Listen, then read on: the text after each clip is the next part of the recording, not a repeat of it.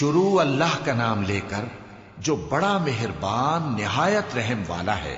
میں روز قیامت کی قسم کھاتا ہوں اور نفس لوامہ کی قسم کھاتا ہوں کہ سب لوگ اٹھا کر کھڑے کیے جائیں گے۔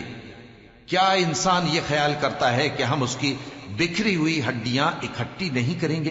ضرور کریں گے، اور ہم اس بات پر قادر ہیں کہ اس کی پور پور درست کر دیں۔ مگر انسان چاہتا ہے کہ آئندہ بھی خود سری کرتا چلا جائے، پوچھتا ہے کہ قیامت کا دن کب ہوگا۔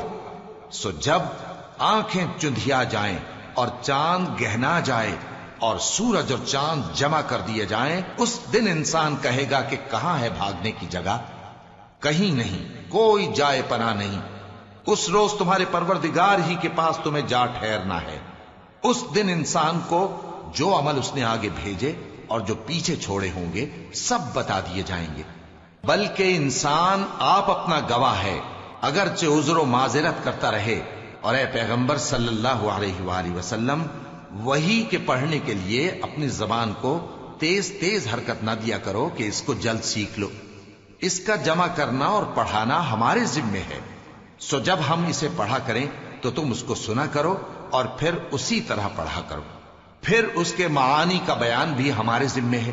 مگر لوگو، تم دنیا کو دوست رکھتے ہو اور آخرت کو چھوڑے دیتے ہو۔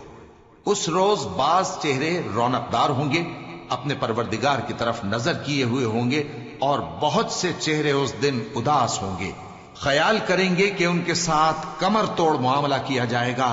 ہاں، جب جان گلے تک پہنچ جائے اور لوگ کہنے لگیں اس وقت کون جھاڑ پھونک کرنے والا ہے، اور اس جاں بلب نے سمجھا کہ اب جدائی کا وقت ہے اور پنڈلی سے پنڈلی لپٹ جائے، اس دن تجھ کو اپنے پروردگار کی طرف کھینچے چلے چلنا ہے۔ پھر ایسے مغرور نے نہ تو پیغمبر صلی اللہ علیہ وآلہ وسلم کو سچا جانا اور نہ نماز پڑھی، لیکن جھٹلایا اور منہ پھیر لیا، پھر اپنے گھر والوں کے پاس اکڑتا ہوا چل دیا۔